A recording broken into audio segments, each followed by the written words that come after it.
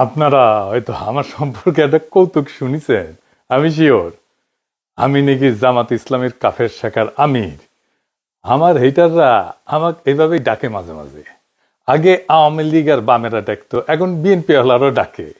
কিছুটা বিদ্রুপ থাকলেও এটা আমার হেটারদের অসহায়ত্ব এক ধরনের। আগে শুধু আওয়ামী লীগ, বাম আর ইন্ডিয়ার শত্রুতা মোকাবেলা করতে হইতো। এখন শত্রুর তালিকায় যুক্ত হয়েছে ফন্দের আলো, দিল্লি স্টার, আর্মির দুর্বৃত্ত জেনারেলরা, শহীদুল আলমের মতো সুশীল, ডেভিড বার্গম্যানের মতো বিদেশি সাংবাদিক, আর বিএনপির পুরা র্যাঙ্ক অ্যান্ড ফাইল। আলহামদুলিল্লাহ, শত্রুরাই আমার ক্ষমতা বাড়াই দিচ্ছে। আমার শত্রু ভাগ্যকালে ঈর্ষণীয়।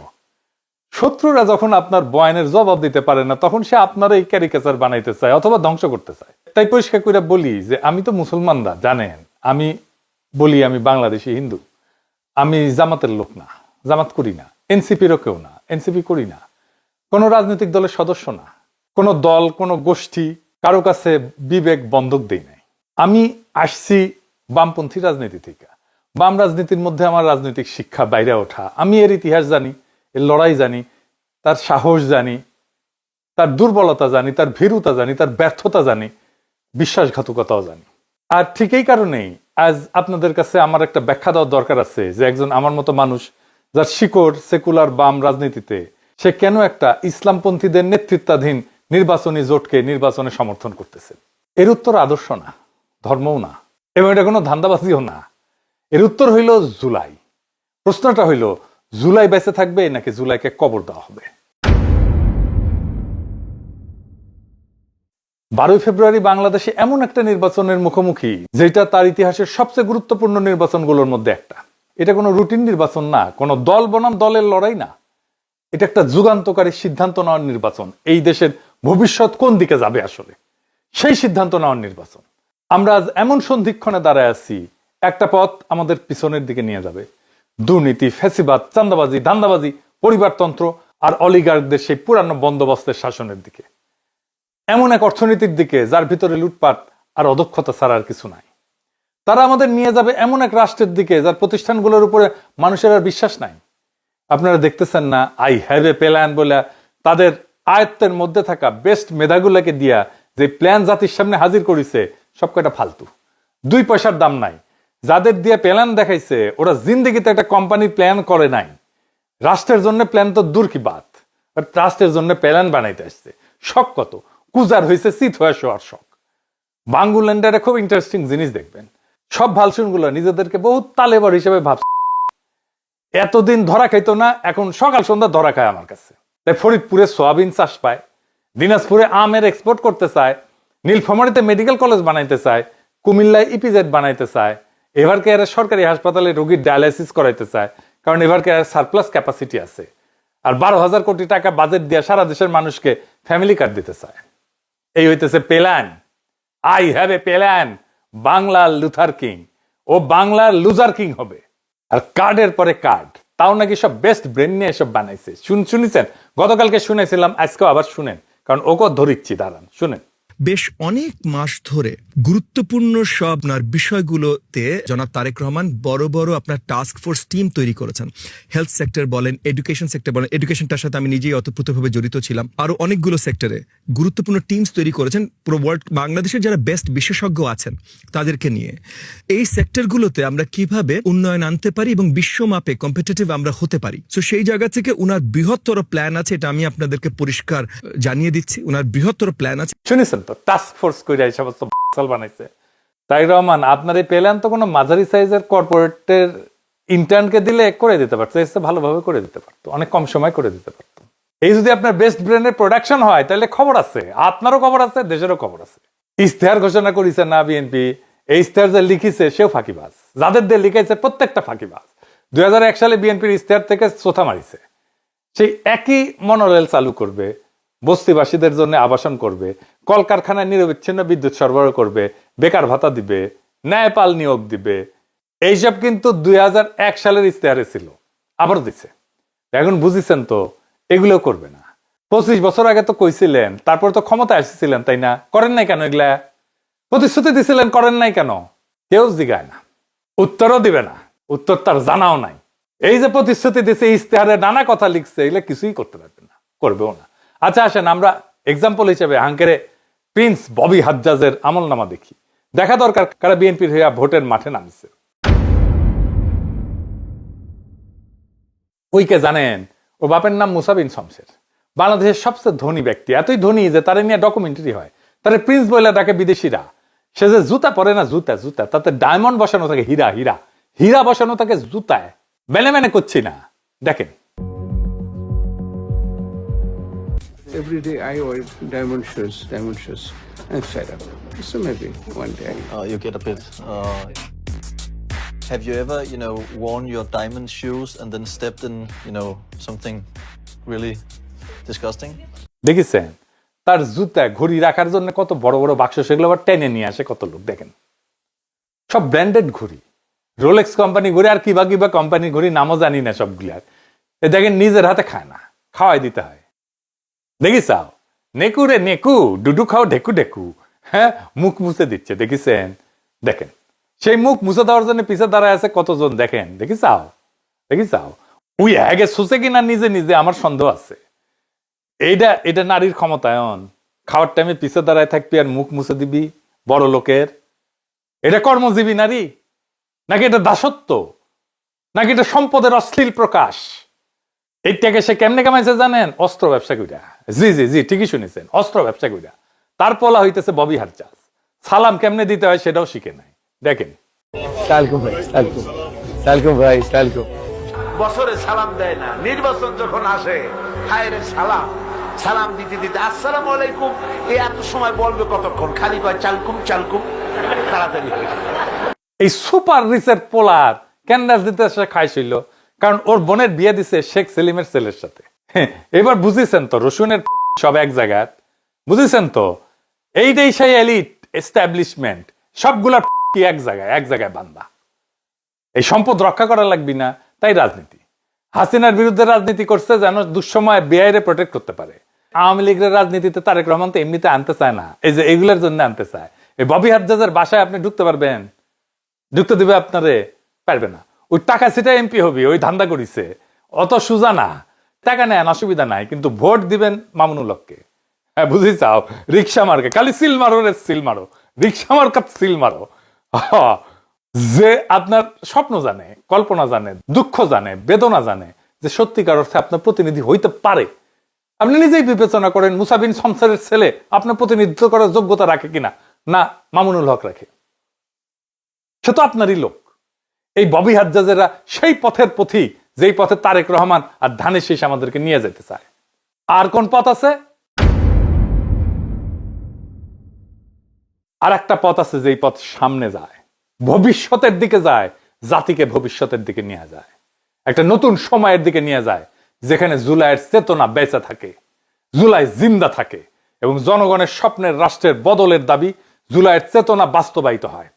আজ তো জুলাই নিজেই ঝুঁকিতে আছে, জুলাই বিপ্লব আর জুলাই যোদ্ধারা। আজকে প্রশ্ন, আমরা কি জুলাইকে কবর দেব, না আবার পুরনো ব্যবস্থার কাছে আত্মসমর্পণ করব?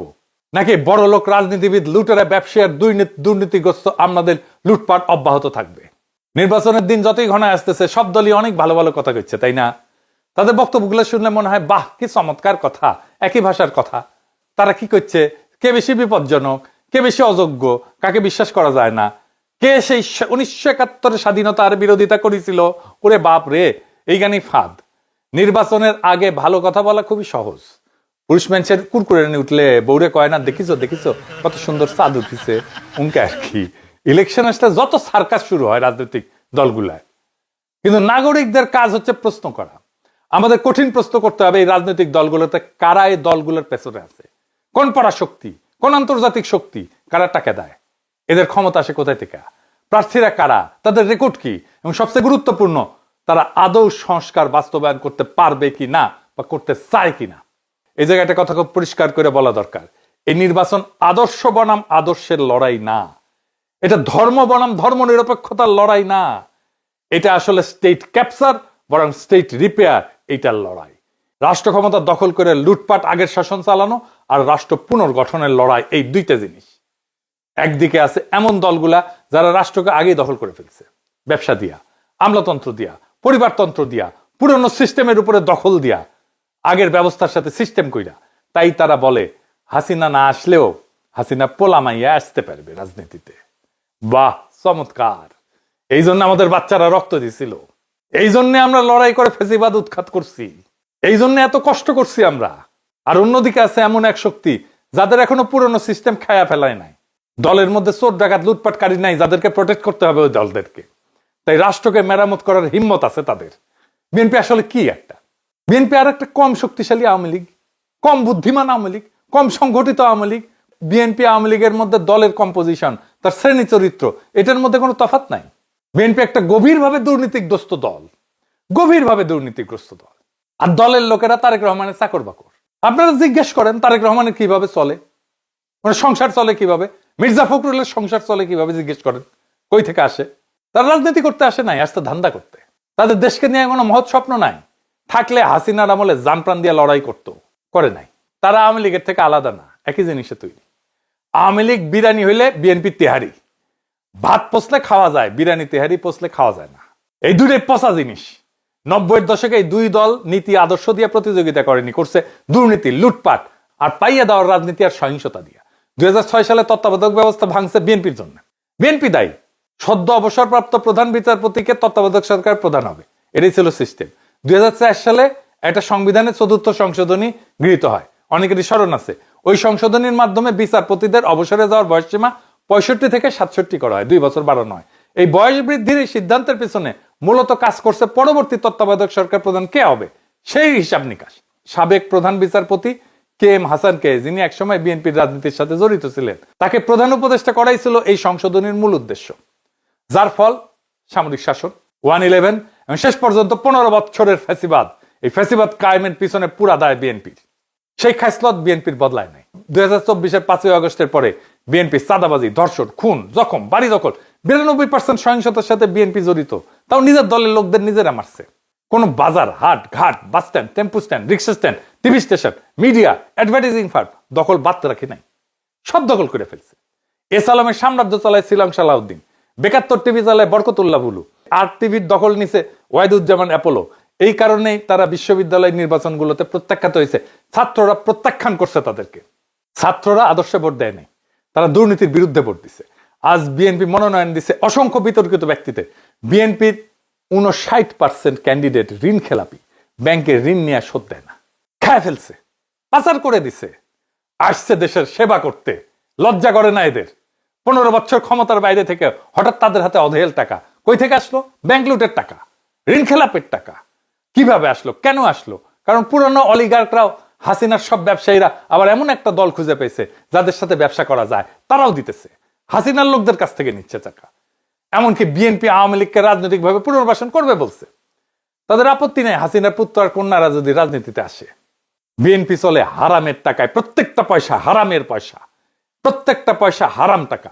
মানুষের অভিশাপ আছে ওই পয়সার গায়ে। তারপরে তারা বলে তারা দুর্নীতি উচ্ছেদ করবে, চান্দাবাজি উচ্ছেদ করবে। হায় রে হায়, খারাপ কারণ আমার ঘোড়া একটু হাসি। হয়েছে হয়েছে হয়েছে, আচ্ছা হয়েছে। দুর্নীতির টাকায় চলা দল দুর্নীতিকে উচ্ছেদ করতে পারে না। অলিগারদের উপর নির্ভরশীল দল সংস্কার করতে পারে না। এই কারণে জামাত এনসিপি জোট কাঠামোগতভাবে আলাদা। বাস্তব সংস্কার কেবল তারাই করতে পারে যারা দুর্নীতিগ্রস্ত ব্যবসায়ী আর আমলাতন্ত্রের কাছে বাধা পড়ে নাই। এই জোটের প্রতিশ্রুতিগুলো বিশ্বাসযোগ্য, কারণ তাদের দলে রক্ষা করতে হবে এমন চোর বাটপার নাই, লুটেরা নাই। তাদের নেতৃত্ব পুরনো বিষাক্ত রাজনীতিতে ডুবে নাই। দলে গণতন্ত্র আছে, পরিবারতন্ত্র নাই।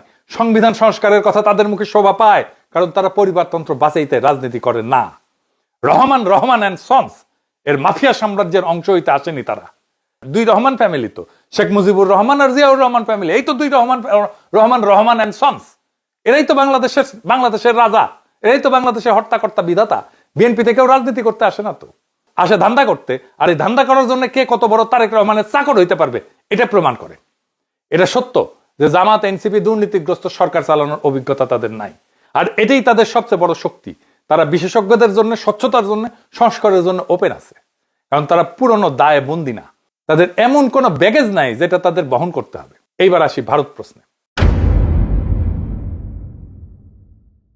সবাই ভারতের সাথে সংলাপের কথা বলে, সবাই সুসম্পর্কের কথা বলে। বিএনপি বলে জাতীয় স্বার্থের কথা, কিন্তু কার স্বার্থ? আওয়ামী লীগ 15 বছর একই ভাষা ব্যবহার করছে, ফল কি পেয়েছি? ইতিহাসের সবচেয়ে বাজে কূটনৈতিক সম্পর্ক পাইছি ভারতের সাথে, ভারতও এটাই পাইছে। আর এমন একটা জাতি যে নিজের আত্মসম্মান হারায় ফেলছে, তাতে কি ভারতের লাভ হয়েছে না বাংলাদেশের লাভ হয়েছে? কারোই লাভ হয়নি। ভারত শুধু আওয়ামী লীগের ফ্যাসিবাদী শাসনকে সমর্থনই দেয়নি, তারা তার বহু অপরাধী নেতাকে আশ্রয় দিয়ে রাখছে, যাদের ফাঁসি হয়ে গেছে। সংলাপ ভালো কথা, কিন্তু মর্যাদাহীন সংলাপ আসলে কূটনীতির পোশাকে আত্মসমর্পণ। ভারত নিজের মুসলমান নাগরিককে নিপীড়ন করে, তাদের বাংলাদেশি বলে সীমান্তের দিকে ঠেলে দেয়, আমাদের দেশে ঢুকায় দেয়, বাংলাদেশকে কাঁটাতারের বেড়ায় ঘিরে ফেলে, সীমান্তে পাখির মতো গুলি করে মানুষ মারে, কাঁটাতারে ঝুলায় রাখে, অপমানিত করে, অমানবিক আচরণের শিকার হয় আমাদের নাগরিকেরা ভারতের কাছে। কিন্তু তবু তারা ট্রানজিট চায় সেই দেশের বুকসিরা যে দেশের মানুষকে তারা আবর্জনা বলে মনে করে। এ কেমন কূটনৈতিক সম্পর্ক? এ কেমন রাষ্ট্রে রাষ্ট্রের সম্পর্ক? একটা জাতির মর্যাদার কি কোনো দাম নাই? এই জায়গায় জামাত, এনসিপি জোট এবং জুলাইয়ের যোদ্ধারা পরিষ্কার, আগে মর্যাদা, সংলাপ পরে। এখন পশ্চিমা আর বাঙ্গি সুশীলদের ভয়গুলার কথায় আসি। নারীর অধিকার, সংখ্যালঘুর অধিকার, ইসলামী রাষ্ট্র হইতেছে কিনা, শরিয়া আইন আসতেছে কিনা, এই উদ্বেগগুলা বাস্তব এবং এগুলোকে উড়ায় দেওয়া যাবে না। বাংলাদেশ গভীরভাবে ধর্মপ্রাণ দেশ। বাংলাদেশের মানুষ তার ধর্মের কাছাকাছি থাকতে চায়, কিন্তু বাংলাদেশের মানুষ ধর্মীয় সম্প্রীতি কি সেটা জানে। বাংলাদেশের সাম্প্রদায়িক টেনশন লাগায় রাখছে দুইটা দল, বিএনপি আর আওয়ামী লীগ। হিন্দুদের সম্পত্তি দখল করছে কে? আওয়ামী লীগ আর বিএনপি তো ভাগাভাগি কইরা। আওয়ামী লীগ বেশি করছে, বিএনপি একটু কম করছে, কিন্তু ভাগাভাগি করে করছে। এটা ডেটার কথা, বানায় বানায় বলা কথা না। বাংলাদেশে যতগুলো হিন্দুদের উপর আক্রমণ হয়েছে সবগুলোতে আওয়ামী লীগ এবং বিএনপির স্থানীয় লোকজন ছিল। আমি বলতেছি, দায়িত্ব নিয়ে বলতেছি, প্রত্যেকটা ঘটনার দেখায় দেওয়া যাবে, অঙ্ক কষে দেখায় দেওয়া যাবে। আপনি একটাও ঘটনা দেখাইতে পারবেন না যে এখানে জামাতের লোকজন যুক্ত ছিল। এই আওয়ামী লীগ আর বিএনপির মূল লক্ষ্য হচ্ছে বাংলাদেশের সংখ্যালঘু সম্প্রদায়কে, বিশেষ করে হিন্দু সম্প্রদায়কে নিজের স্বার্থে ব্যবহার করা, নিজের হীন রাজনৈতিক স্বার্থে ব্যবহার করা। দেশে থাকলে ভোটটা তার, ইন্ডিয়া পালাইলে জমিটা তার। এইবার সাধারণ হিন্দু সম্প্রদায় জায়গা মতো ভোট দিয়ে দিবে, সিল মারো রে সিল মারো। এনসিপি জামাত তাদেরকে পূর্ণ মর্যাদায় নাগরিক হিসেবে ট্রিট করবে। তারা সিদ্ধান্ত নিয়ে ফেলছে, ইলেকশনের দিন তাদের বুঝতে পারবেন। এবং এর ফল যেটা হবে, বাংলাদেশের সংখ্যালঘু সম্প্রদায় বাংলাদেশের 55 বছরের ইতিহাসে যেমন আজাদির সুখ পায় নাই, সেই আজাদির সুখ, সেই আজাদির স্বপ্ন তাদের পূরণ হবে। এইটা তারা পাইতে যাইতেছে এই জামাত এনসিপির শাসনে। লিখে রাখতে পারেন, গত 15 বছরের দমন বাংলাদেশের ইসলামী নাম পরিচয় মুছে দেওয়ার চেষ্টা করছিল, পারে নাই। ক্ষোভ বাড়াইছে, ইসলামী পরিচয়ের ঝান্ডার নিচে মানুষ সংগত হয়ে দাঁড়াইছে। যদি এবার মানুষের আকাঙ্ক্ষাকে বাধা দেওয়া হয়, ইসলাম ঠেকানোর নামে, ইসলামী রাষ্ট্র ঠেকানোর নামে গণরায়কে যদি প্রতিফলিত হইতে না দেওয়া হয়, তাহলে বাংলাদেশ একটা দীর্ঘমেয়াদী রক্তাক্ত সংঘাতের দিকে যাবে, যা আমাদের কারোই নিয়ন্ত্রণে থাকবে না। এই নির্বাচন ধর্মীয় আইন চাপানোর জন্য না, এটা এমন একটা জোট গঠনের প্রশ্ন যারা জুলাইয়ের সংস্কার আকাঙ্ক্ষা সম্পন্ন করতে পারে। নারীর অধিকার, সংখ্যালঘুর নিরাপত্তা, সংবিধানের সীমার উপরে কোনো আঘাত সহ্য করা হবে না। পরিষ্কার, প্লেন অ্যান্ড সিম্পল। আমরাই ঢাল হয়ে দাঁড়াবো। আজ আমাদের সামনে সিদ্ধান্ত স্পষ্ট। দল বনাম দল না, স্লোগান বনাম স্লোগান না, বরং দুর্নীতিগ্রস্ত অতীতে ফেরা নাকি জুলাই যা শুরু করছিল তা সম্পন্ন করা, এটাই এখন প্রশ্ন। জুলাই শুধু প্রতিবাদ ছিল না, জুলাই ছিল এক ঘোষণা। দেশের নাগরিক কারো প্রজা না, মর্যাদা দর কষাকষির বিষয় না, ক্ষমতা জনগণের কাছে জবাবদিহি করবে। বাংলাদেশ কোনো পরিবারের জমিদারি না। জুলাইয়ের প্রতি দায়বদ্ধতা, মর্যাদার প্রতি দায়বদ্ধতা, সংস্কারের প্রতি দায়বদ্ধতা, এগুলো কোনো বিমূর্ত ধারণা না। এইগুলা প্রত্যেকটা বাংলাদেশী নাগরিকের আজাদির ভিত্তি। দুর্নীতি থেকে আজাদি, ভয় থেকে আজাদি, পরিবারতন্ত্রের নিগড় থেকে আজাদি, চাঁদাবাজি থেকে আজাদি, অপমান থেকে আজাদি, দেশকে ধান্দার লুটপাটের জায়গা ভাবা এই রাজনীতি থেকে আজাদি। আজাদি মানে ভিক্ষার রাজনীতি না, যে আমাকে কার্ড ধরায় দেবে আর মাসে মাসে খয়রাতি দিবে। আজাদি মানে রাষ্ট্রের কাছে হাত পেতে থাকা না। আজাদি মানে নাগরিক হিসেবে মাথা উঁচু করে দাঁড়ানো। নারী, পুরুষ, সংখ্যালঘু, সংখ্যাগুরু আইনের সামনে সমান। বাংলাদেশের রাষ্ট্রের সামনে, সংবিধানের সামনে সবার অধিকার সমান। নিজের মর্যাদায় নিরাপদ। জুলাইয়ের জন্য, মর্যাদার জন্য, সংস্কারের জন্য, আজাদির জন্য জামাত এনসিপি জোটকে এই নির্বাচনে জিততেই হবে, এর কোনো বিকল্প নাই। ইনকিলাব জিন্দাবাদ, আজাদি জিন্দাবাদ।